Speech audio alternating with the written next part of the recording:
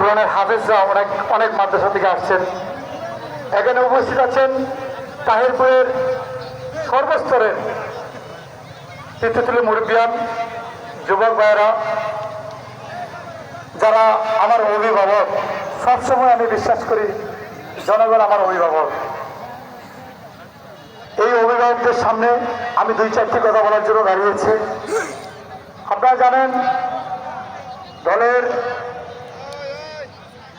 এবং দেশের যখন এই দুঃসময় আসে সেই সময় শক্ত হাতে যে নেত্রী দেশটাকে আঁকড়ে ধরে রাখেন, তিনবারের সফল প্রধানমন্ত্রী মা বেগম খালেদা জিয়া। আমাদের আপনারা জানেন